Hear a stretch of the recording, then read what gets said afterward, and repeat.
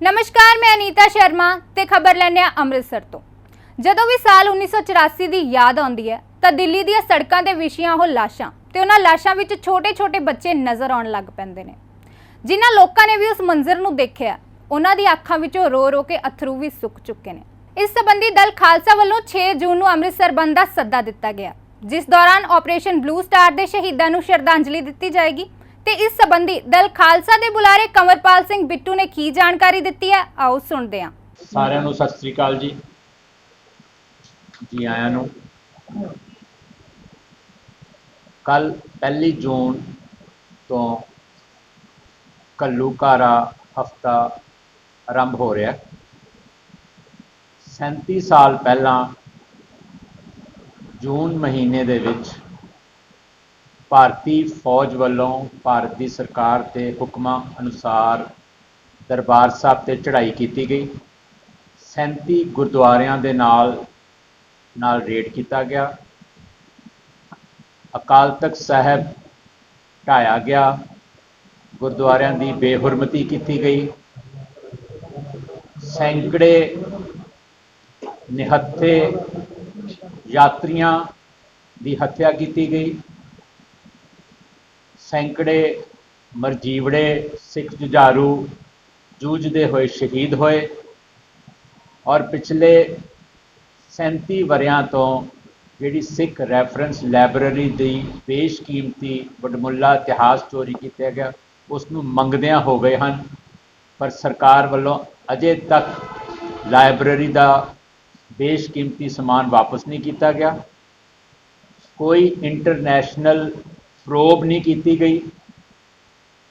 हाली तक पंजाब सरकार ने यह भी नहीं दसिया कि दरबार साहब दे विच किन्ने लोकां दियां जानां गईयां, किन्ने पोस्टमार्टम होए, किन्ने लोकां दे करमिशन किए गए। इस बारे किसी सरकार ने, किसी भी पार्टी ने ना तो कोई उपराला किया ते ना ही किसी सरकार ने हाली तक गिनती जनतक की कि किन्ने लोकां दी 84 दे विच जानां गईयां हन। 37 सालां तो कौम इस पीड़ा दे विचों लंघ रही है। जख्म हरे ने, पीड़ सजरी है और हर वरे कौम 6 तरीक नूं 6 जून नूं अकाल तख्त साहब विखे इकट्ठी होके जिथे शहीदां नूं श्रद्धांजलि दिंदी है, उत्थे जिस सरकार ने, जिस हुकूमत ने, जिस इंडियन स्टेट ने ये हमला विਉਂਤਿਆ किया और हज़ारां लोगों को मौत के घाट उतारिया, उसनूं चैलेंज करके, उसनूं चुनौती दे के ये दसदी है कि असी तुहाडी जिहड़ा एक कारा सी, जिहड़ा ये निंदनयोग कारा सी, उसनूं ना भुल्ले हाँ, ना असी तुहानूं माफ़ किया है। सो 1984 का ये कारा ना भुल्लण योग है, ना बख्शण योग है। इस नारे हेठ हर वरे ये घल्लूघारा हफ्ता मनाया जाता है। दल खालसा भी पिछले 20-22 साल तो ये हफ्ता मनाउंदा आ रहा है। 5 जून नूं अमृतसर की धरती ते साडा बहुत वड्डा एक विशाल घल्लूघारा यादगारी मार्च निकलता है और 6 जून नूं शहीदां नूं श्रद्धांजलि देण लई अमृतसर बंद का सद्दा दिता जाता है। इस बार भी असी कोविड कारणा करके कुछ तब्दीलियां कीतियां हन, क्योंकि कोविड के केस बहुत सन। लोगों की जान माल की हिफाजत करना साडा भी फर्ज है, असी भी इस खिते के नागरिक हाँ। सो असी कुछ तब्दीलियां ये कीतियां हन कि इस बार मार्च ना कट के असी पंजाब के 4 जिलों के विच घल्लूघारा यादगारी समागम करांगे गुरु घरां दे अंदर। दूसरा, ये समागम 3 जून नूं मोगा विखे होएगा। उस दिन बाद दोपहर एक समागम लुधियाने के मुल्लापुर विखे होएगा। 4 जून नूं बठिंडा विखे होएगा। 5 की शाम नूं अमृतसर विखे होएगा ते 6 नूं असी सारे पंथ के नाल अकाल तख्त साहब विखे इकट्ठे होवांगे। 6 की साडी बंद की कॉल पिछले लंबे समय तो चलती आ रही है और अमृतसर के वासी सानू इस दे विच सहयोग भी पूर्ण तौर पर दिंदे आ रहे हैं। इस बार भी साडी बंद की कॉल उस तरह कायम है, पर क्योंकि लॉकडाउन करके पहला ही जिहड़ियां बहुतात दुकानां बंद रहिंदियां हन, सिर्फ एसेंशियल आइटम्स दी दुकानां खुलदियां हन।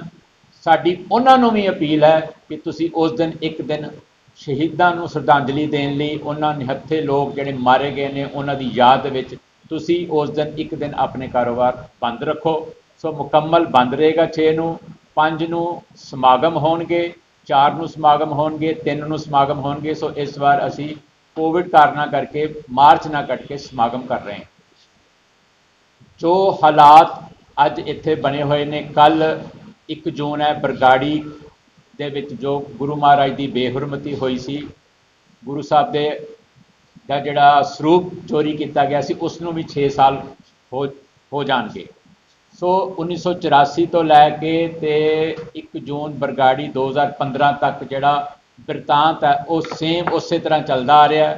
ਨਾ ਇਨਸਾਫ ਜੂਨ ਦੀਆਂ ਘਟਨਾਵਾਂ ਦਾ ਮਿਲਿਆ, ਨਾ ਇਨਸਾਫ ਬਰਗਾੜੀ ਦਾ ਮਿਲਿਆ। ਜਿਹੜੀਆਂ ਸਰਕਾਰਾਂ ਨੇ ਭਾਰਤ ਦੀਆਂ, ਉਹ ਇੱਕ ਕਲੋਨੀਅਲ ਗਵਰਨੈਂਸ ਜਿਹੜੀ ਹੈ ਉਹ ਕੰਟੀਨਿਊ ਹੈ, ਇੱਕ ਕਲੋਨੀ ਵਜੋਂ ਗਵਰਨ ਕਰਦੀਆਂ ਨੇ। ਔਰ ਕਲੋਨੀਅਲ ਗਵਰਨੈਂਸ ਹੈ ਕਿਉਂਕਿ ਦੇਖੋ ਤੁਸੀਂ 1919 ਦਾ ਜਿਹੜਾ ਜਲਿਆਂਵਾਲਾ ਬਾਗ ਦਾ ਕਾਂਡ ਹੈ, ਉਸ ਕਾਂਡ ਤੋਂ ਲੈ ਕੇ ਜਿਹੜਾ 84 ਦਾ ਕਾਂਡ ਹੈ ਦਰਬਾਰ ਸਾਹਿਬ ਦੇ ਵਿੱਚ, ਇਹ ਸਾਰਾ ਇੱਕ ਇੰਡੀਅਨ ਸਟੇਟ ਦੀ ਕਲੋਨੀਅਲ ਮਾਈਂਡਸੈਟ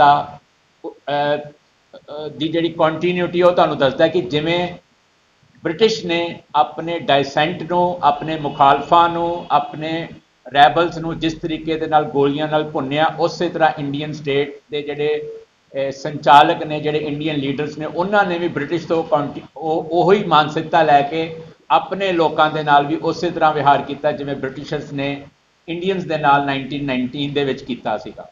ਸੋ ਜਿਹੜੀ ਕਲੋਨੀਅਲ ਗਵਰਨੈਂਸ ਉਹ ਕੰਟੀਨਿਊ ਹੈ, ਅੱਜ ਵੀ ਉਸੇ ਤਰ੍ਹਾਂ ਉਹੀ ਮਾਈਂਡਸੈਟ ਜਿਹੜੀ ਹੈ ਇੰਡੀਆ ਦੇ ਵਿੱਚ ਗਵਰਨ ਕਰ ਰਹੀ ਹੈ। ਡਾਇਸੈਂਟ ਦੀ ਕੋਈ ਥਾਂ ਨਹੀਂ ਹੈ, ਇਨਸਾਫ ਮਿਲਦਾ ਨਹੀਂ ਹੈ, ਲੋਕਾਂ ਨੂੰ, ਨੌਜਵਾਨਾਂ ਨੂੰ ਮਜਬੂਰ ਹੋ ਕੇ ਆਪਣੇ ਆਪ ਇਨਸਾਫ ਲੈਣਾ ਪੈਂਦਾ, ਫਿਰ ਉਹਨਾਂ ਨੂੰ ਅੱਤਵਾਦੀ ਦਾ ਲੇਬਲ ਹੇਠ ਉਹਨਾਂ ਦਾ ਸ਼ਿਕਾਰ ਕੀਤਾ ਜਾਂਦਾ ਹੈ।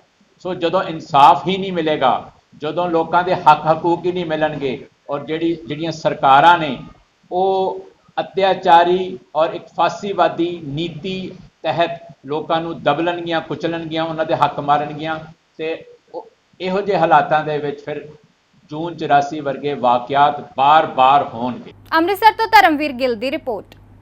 ਫ੍ਰੀ ਲੀਫ ਆਯੁਰਵੈਦਿਕ ਆਇਲ 125 ਬਿਮਾਰੀਆਂ ਦਾ ਸੰਪੂਰਨ ਇਲਾਜ, ਜਿਵੇਂ ਗਠੀਆ, ਸਰਵਾਈਕਲ, ਮਾਈਗ੍ਰੇਨ ਅਤੇ ਸਰੀਰ ਵਿੱਚ ਕਿਸੇ ਵੀ ਕਿਸਮ ਦੀ ਦਰਦ ਕਿਉਂ ਨਾ ਹੁੰਦੀ ਹੋਵੇ, ਇੱਥੋਂ ਤੱਕ ਕਿ ਬਲੌਕੇਜ ਦੇ ਨਾਲ ਬਣੀਆਂ ਕਈ ਬਿਮਾਰੀਆਂ ਦਾ ਇੱਕੋ ਇੱਕ ਇਲਾਜ ਹੈ ਫ੍ਰੀ ਰਿਲੀਫ ਆਯੁਰਵੈਦਿਕ ਆਇਲ, यानी कि 125 बीमारियां दा संपूर्ण इलाज। फ्री रिलीफ विजिलैक्स वेट लूज, मोटापे तो परेशान होने की जरूरत नहीं, वजन घटाओ ते खुश हो जाओ। फ्री रिलीफ पावर मर्दाना कमजोरी नू खत्म करता है ते नरक भरी जिंदगी विच लियाउंदा है रौनक। फ्री रिलीफ पावर कब्ज तो परेशान होने की हुण जरूरत नहीं है, कब्ज तो छुटकारा पाउण लई आ गया कब्ज हर चूरन। कब्ज हर चूरन नू अपनाओ ते कब्ज तो छुटकारा पाओ। हुण तक लखां मरीज लै चुके ने फायदा। वधेरे जानकारी लई तुसी संपर्क कर सकते हो 94 784 84087। नंबर एक बार फिर तुसी नोट कर सकते हो 9478 48 4087।